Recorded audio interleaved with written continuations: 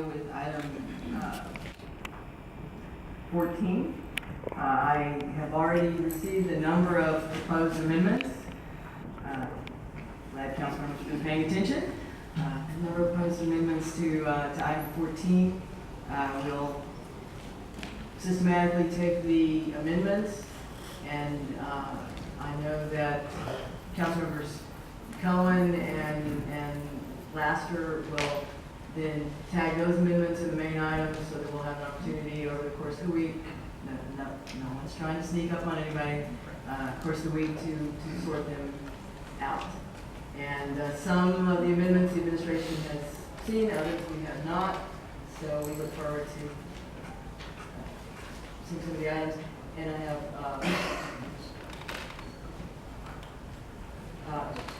I believe, since I already have a stack of amendments, I think all the council members are ready to approach the item.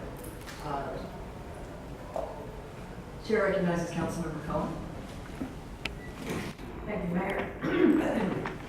Mayor, after speaking with the Houston Apartment Association, I'd like to offer a friendly amendment to the ordinance to clarify a few points. The Apartment Association has worked in consultation, I know, with your office and the city's legal department to achieve these changes. Since the language is in front of you, and in the interest of brevity, I won't read all of the language, but I move to amend item 14 on the May 7th, 2014, City Council agenda with the changes you have before. Okay, we have received, in writing from Councilman Cohen, amendments to item 14. Councilmember Green. Thank you, Mayor. Mayor, in consultation with NAACP, the Urban League, and Houston Minorities, Houston Supply and Minority Business Division, I am making an amendment with regard to Article 3 of said amendment, and I have submitted my amendment. You have a one-sentence amendment essentially to ensure that our ordinance is not in conflict with our NWBE program. That is correct. We have received in writing from Councilmember Green amendments, those amendments. Councilmember Davis. Thank you, ma'am. Let's start off by saying to my colleagues, sorry for the confusion. You should have two amendments in front of you. If you could discard the one that says advantages to any product, and we're going to go with the one that reads discounts on any product. So anyway, I move to amend Article 4, Public Accommodation, Section 17-54, exemptions to include, this article shall not apply to discounts of any product, service, or facility for any person on the basis of age or military status. Thank you, Councilmember. We believe the ordinance as proposed already protects this, but this specifies and makes it more clear, and we appreciate the amendment. Thank you. Item has been received from Councilmember Davis. Councilmember Gallegos. Thank you, Mayor. Mayor, I move to amend item 14 and add a new section 2A to the ordinance, which shall follow section 2. Mayor and council members, you should have a copy of the amendment in front of you. Item received from Councilmember Gallegos. A quick read. This is an amendment that would move the bar from 50 to 15. Correct, sir? Yes, 2-year time. To the size of the employer. Item has been received. Mayor Pro Tem Gonzalez. Excuse me. Sorry. Question, Mayor, Councilmember. question to Councilmember Gallegos' amendment. I just want to be clear. The original draft that came out, I think it said companies of size of 50 or greater, and you're reducing that number? Yes, after 1 year, it would go down to 25, and in 2 years, it would go down to 15. It'll be phased in. Thank you, Councilmember. Moving on, because as I indicated, these items are going to be tagged for the week. You're not going to be expected to vote on them today. I just want to clarify what everybody's putting on the table. Mayor Pro Tem Gonzalez. Thank you, Mayor. I've submitted my amendment in writing. This is an attempt for me to kind of deal with the infamous restroom issue. It changes the amends the definitions in Article 1, Section 17.2 for gender identity and sex. But at the same time, it also allows for what I believe is a more clear defense of prosecution for, public accommodations as well. Where it, in my opinion, lays out a more clear defense to the prosecution as well. But it also makes sure that we're extending the protection to the transgender community as well, because it seemed like where we were at wasn't quite getting that, and this is an attempt to make sure that the transgender community is also protected. Thank you, Councilmember Mayor Pro Tem Gonzalez. Item has been received. Councilmember Pennington, you have an amendment?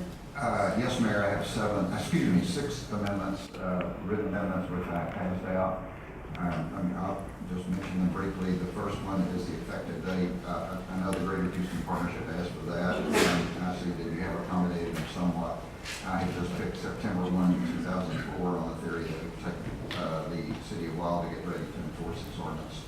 The second one deals with the issue that the Mayor Pro Tem just described. It was my effort to try to reconcile that situation where I know there'll be differences in opinion, and also we have the possibility of that part of the ordinance being unconstitutionally vague.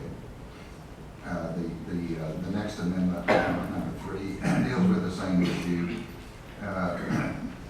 Number 4 increases the number of employees that or a person is required to have, an establishment is required to have to make the ordinance effective to them. Number 5. I'm sorry, Councilmember, number 3? It's, Number 4. okay, you skipped over number. Oh, I'm sorry. Great, you said number 3 had to do with the. I'm sorry, replace the number 3 with the number 8. That's amendment number 4 for rental units. Okay. So all right, so did we skip over number 3? Or that was, No, I just said it also related to the restroom issue. I didn't. okay. And then number 4 is the, The rental units. Number 5, I would like to see this, as I've expressed before, this program to be as voluntary as possible. I know that the Chronicle, Mr. Morris, wrote an excellent article on what's happening around the state. And I would like to see, organizations, and I don't mean to be advocating for this, I'm just kind of trying to get back around it, like the Apartment Association, Restaurant Association, try to enforce this, voluntarily, but I don't think that's really practical. But I'd like to take away the criminal penalties for one alleged offense, and so this is my effort to do that. I had discussed this with Mr. Feldman. I don't know whether it's possible or not. And then the last amendment would be to delete the applicable to private employment. Thank you.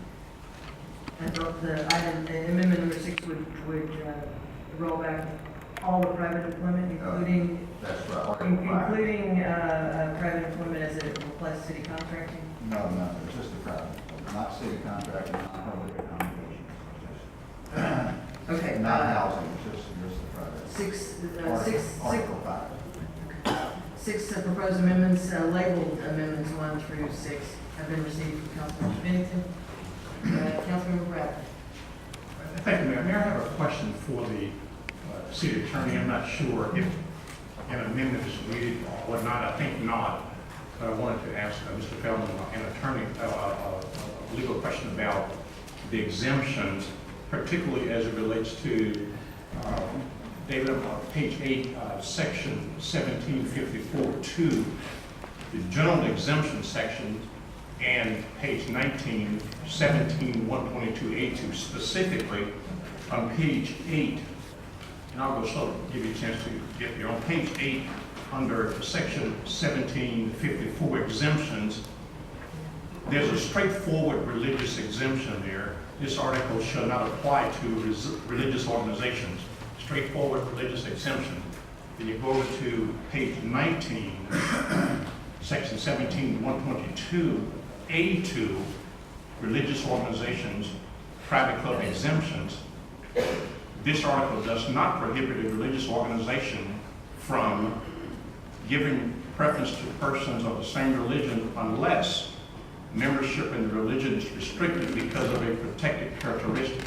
It seems to me that's taken back the straightforward exemption in 1754-2. I yield, please. The exemptions, council member, are particular to the kind of discrimination addressed. The first one that you were referring to was as to public accommodations. The second was as to fair housing. And the exemption under fair housing is derived from the Federal Fair Housing Act.